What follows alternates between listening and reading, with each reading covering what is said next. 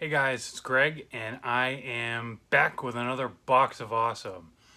So, I know it's been a little bit since I've uploaded. I'm going to let you guys know everything that's been going on. I'll show that in a video coming up soon, but right now, I've been putting this off for far too long, and I just want to share with you guys Quest for the Antidote. This is the game that my buddy Tom made. He got it published by Upper Deck. Check it out. It is legit and it is awesome. Check out this awesome artwork all along. So I'm going to open it up and I'm going to show you guys what's inside and tell you a little bit more about the game. But just as a reminder, this is a game where you are cursed and you are trying to go around and you're trying to find all the various parts for your antidote. So you are basically just trying to run around, find things that you need. Every action you take, every monster you fight, etc. is going to cost you a number of breaths. So you are racing against time, you're racing against your dwindling life force, and it's a real fun game. It's not a heavy strategy game, but it is still something where you really have to plan things out and think about what you're going to do. So let's dig in, shall we? I'm a little bit torn on doing this because this is a first edition. You know, not that board games are quite to the level of, you know, say a book for a first edition and so forth. But this one is a first edition. You can see right there, there is a limited promo card inside because, knowing the creator does have its perks. So this is embarrassing. I'll probably have to speed up through this when I do my editing. Ah, there we go. All right, and gotta go in there. New board game smell. I hope I haven't just been poisoned. You know, thematic Quest for the Antidote.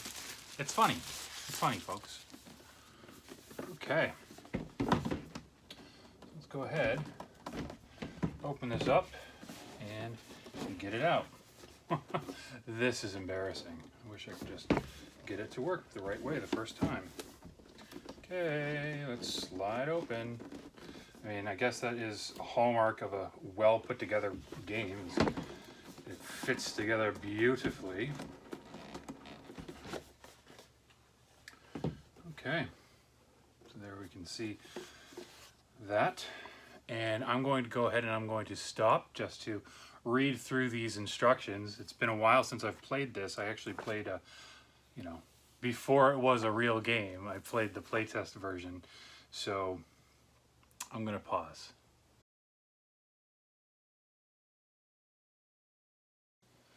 Okay, everyone. I just read through the rule book. I am now prepared to tell you all about Quest for the Antidote. And I also just got off the phone with the creator of Quest for the Antidote, so I have some insider knowledge that I can pass on to you, so stay tuned for that. But I just wanted to point out right from the get-go, it starts off with a comic book in the rule booklet, and I think that that's really great because it really adds to the mythos and the world that you're playing within, and I think it kind of adds purpose to what you're actually doing here. It's not just faceless nobody. How did they get into this situation? We just don't know, and you have to let your mind wander. You know exactly what happened, and you know why you're going out and trying to get your antidote. Okay, so set things up here. We have our board, as you can see. Along the outside, there is your breath tracker. As I mentioned before, maybe I didn't mention before, maybe I'm just making things up, because I do that on occasion because I'm good at keeping my thoughts straight.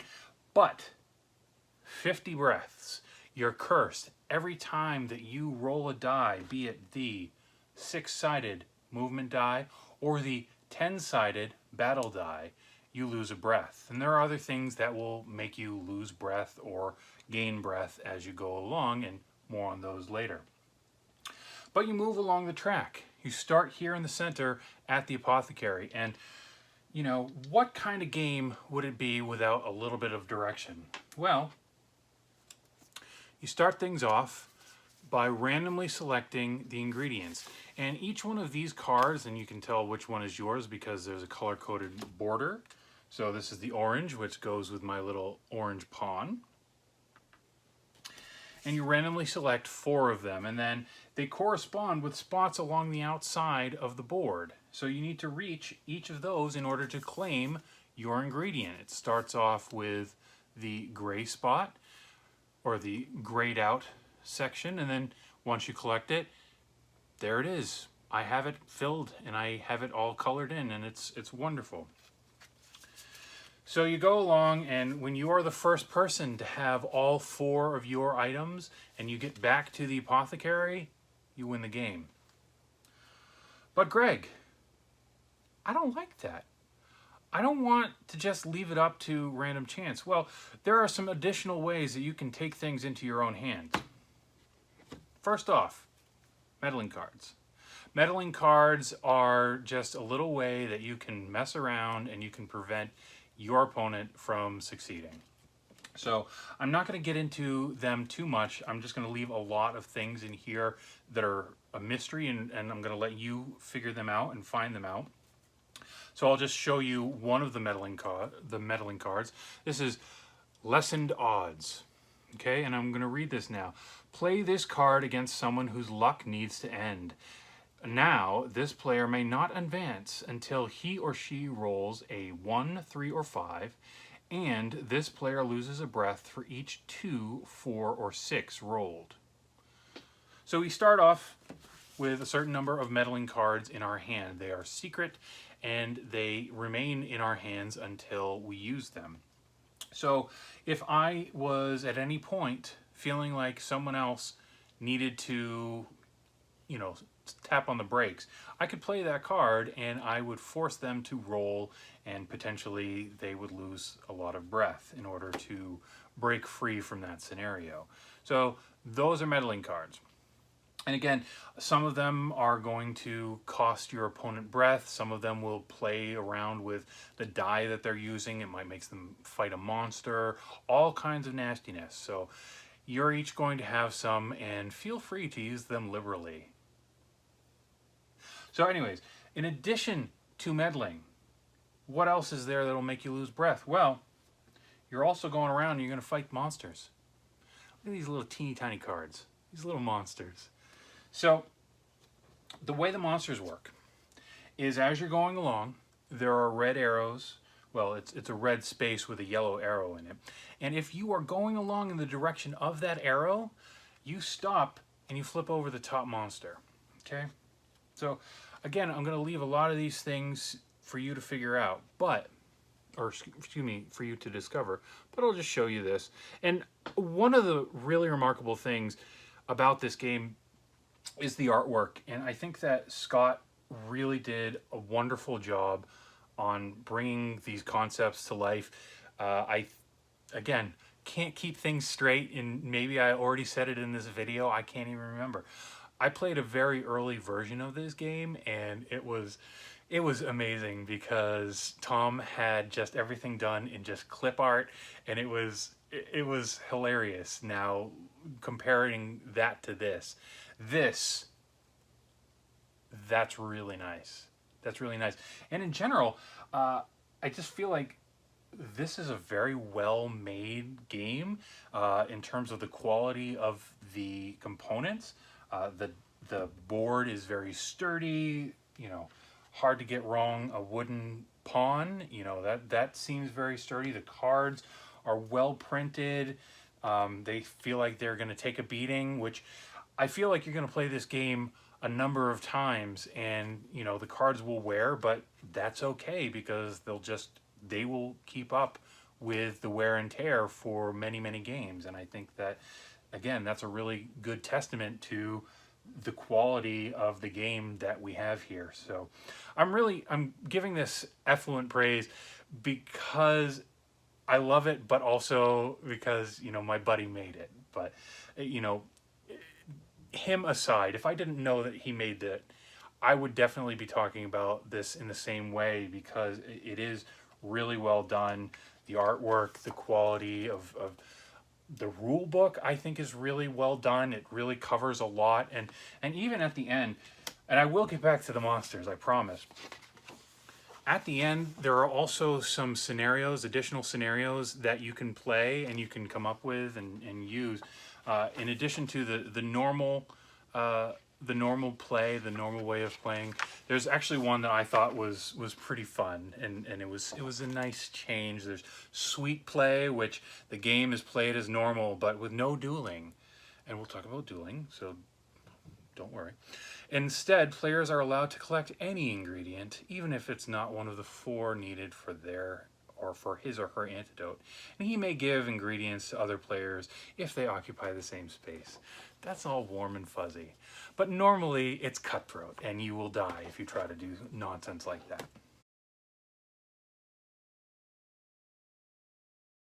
You might encounter other players as you're going through. You can duel with them. If you have something that they need, they can duel with you. If they have something that you need, you can duel with them. You can't just duel for the sake of dueling. You can't just say, oh, I'm going to attack you and maybe you'll drop whatever you're carrying. It doesn't work that way.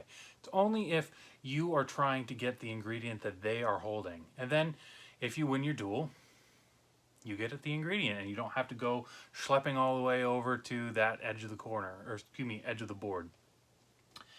Of course, if you fail, you lose 5 breaths, and that's 10% of your life force. That's a lot.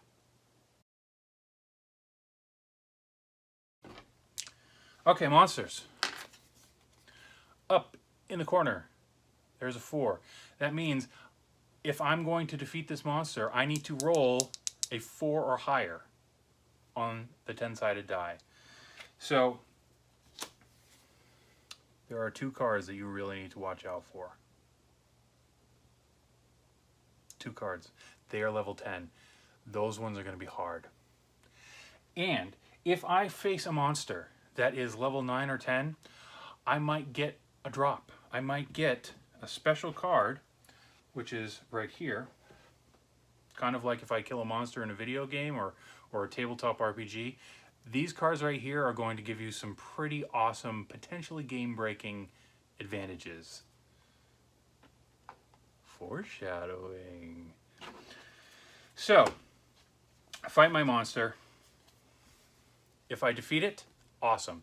He goes off to the side in a discard pile. Or, you know, and I was talking to Tom about this. You can make this game your own. You can decide, oh, I want to keep this in front of me and show it off as a trophy. It would be a problem for another card, potentially. Again, foreshadowing, you'll figure it out when you play the game and you get the game. But there is a card that goes through the monsters and, you know, does something nasty with them. Not in that way. You may have to fight a zombie, just saying. Anywho, if you can't defeat the monster, or you're just deciding that, hey, it's not worth going and continuing on, you can retreat. If you retreat, and this is not in the rule book, I promised you something that is going to be a world first, maybe a YouTube first. I know that Tom's been talking about this at conventions, but if you fight a monster and you can't defeat it and you want to retreat, the monster goes back face up on top of that pile, and someone else coming around will have to fight that instead of whatever card they normally would have flipped. The monster just stays there, and basically if you can't defeat the monster or you don't want to fight the monster, that route is impassable. Which, as you can tell, since this is a game of finite moves and finite paths, you really need to plan things out. Again, this is not a heavy strategy game. It's kind of like an intro into kind of the more adult board games where you have to think things through and you can't just go blindly, or if you do, you're not going to have consistent success. You might get lucky, but chances are you really should plan things out at least a little bit. What else is there? There is loot that you can come and you can get. And you go along and you land on a yellow spot. And then you can get the loot. I'm not going to show you what it is, but I will tell you, That's a very good advantage. That's a very big advantage. Even even some of them are, again, potentially going to single-handedly win you the game. It's just that way. There's a lot of RNG element to this, you know, in terms of the monster that you fight, the die rolls that you get, the drops or the loot cards that you get, the meddling cards that you get. So just keep on your toes. Keep on your toes, guys. But at the end of the day, you go and you get all your four ingredients for your antidote. You try to get back, and you win.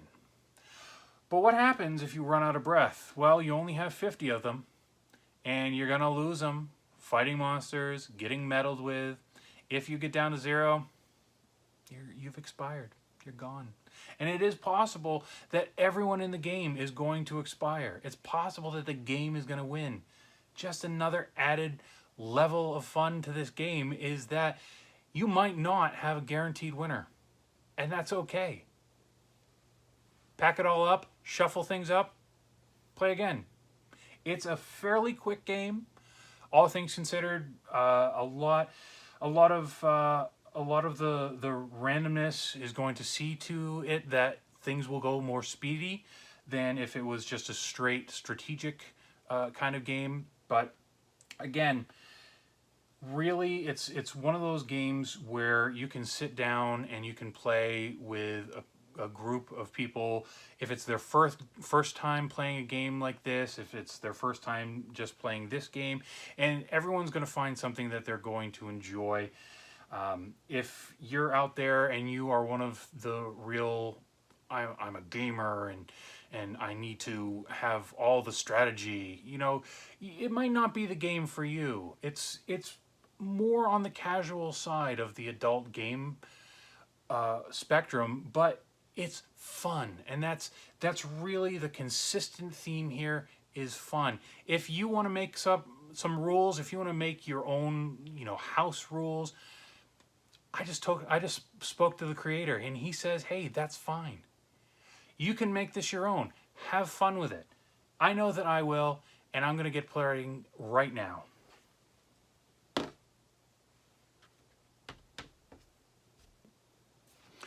Alright guys, so there it is. There's Quest for the Antidote. Again, I really think you guys should check it out if you have the opportunity. And I'll also post a link in the description where you can go and check it out some more on your own free time. It's a lot of fun, and I would highly recommend it, as I have said before. Thank you so much, Tom, for talking to me about this, and really for making it, because this is definitely one that I'm going to be working into my game nights with friends at home. So let me know in the comments below, what do you think based on what I've described? Is it something that you want to check out? Is it a game that you have played? Do you have any other games that you like to play? Let me know. Let's have a talk. All right, guys. Catch you soon.